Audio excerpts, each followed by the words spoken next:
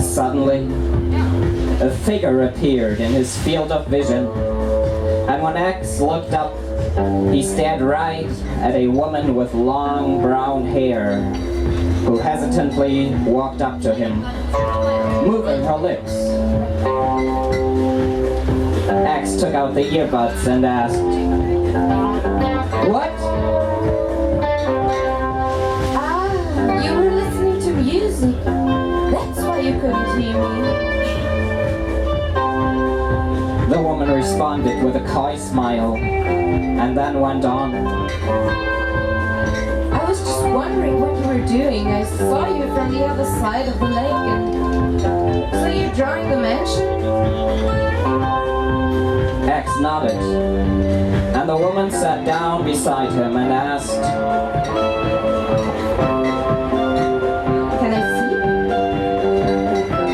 see? He handed her the large black folder, and while she looked at it, he let his eyes wander over this sudden apparition. She seemed a bit older than him, if not by much, vaguely foreign, dressed in colorful clothing, with big, curious eyes that had a strange twinkle inside them. X couldn't quite interpret. Can you draw me? She asked, and X said, "All right." Wait, I have to disappear into the bushes for a moment. That's why I originally came into this park for. She got up and dropped her purse into the grass. Can I leave the sea with you? I'll be right back. She stuttered and disappeared in the trees behind X. When she was gone, X felt a warm feeling spread inside him. Only in this city, he thought to himself, and wondered whether this incident would help him to get over his regrets of returning to this town.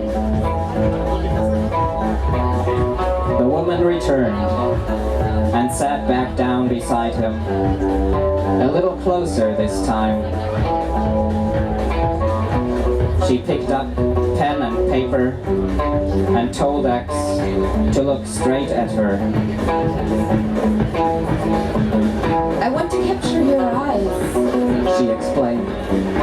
They're beautiful. They've got this gleaming quality. And there's this sphere all around you. I can perceive these energies, you know.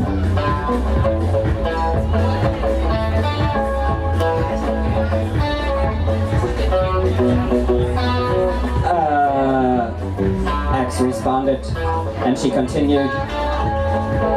Are you human? Or are you some kind of light being? What animal do you think you are? Homo sapiens, I guess, X answered, and thought to himself, oh, she's one of those. Only in this city you can find these magnificent mad girls. Can I ask where you're born? She asked, and when X told her the exact date, she remarked, Ah, very precise. You're a very precise person, aren't you? He didn't know what to respond, but the girl kept talking, and so he kept his mouth shut and kept observing her as she continued talking about energies, spirits, and auras. At one point, he interrupted her in order to say, "Could I just interject? What exactly do you mean when you use the word energy?" I've heard a number of people use this word now, but it seems to me as if they all have a completely different understanding of the term. Unfortunately, in her explanation, she used further vague words X could not quite define, and so he gave up and continued staring at her as she sketched him and talked of supernatural sensations and occurrences.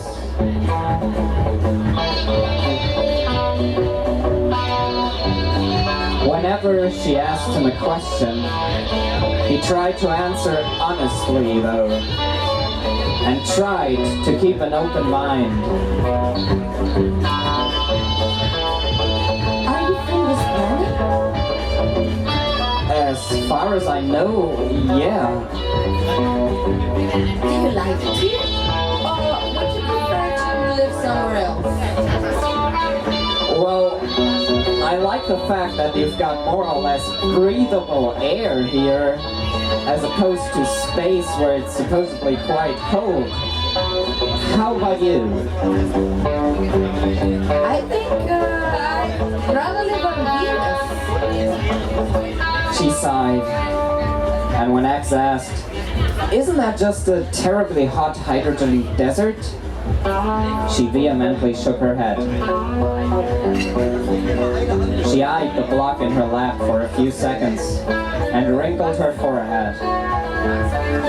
Then she handed it back to X with the words, "It's not really you. I focused on the eyes so they got really big, but I think I like it." When X let his gaze wander over the beautiful, slightly familiar rendering, the woman said, I'm F, by the way. X stretched out his hand, and after he had introduced himself, she asked, Can you draw me? "All right," X said, and got to work. Shortly after he had begun to sketch her, a tall man in black appeared out of the trees and said, "Sorry guys, you can't be here. Not so close to the water.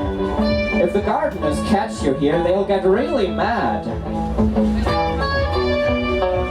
But after F had pleaded, Please, just 5 more minutes. Let him finish the drawing. the man nodded with a friendly smile and said, "All right, I just wanted to let you know." When he turned around and walked away, X read the word that was written on the back of his jacket in big silver letters, and was somewhat surprised that he hadn't thrown them out or threatened them with a fine. Only in this city, he thought.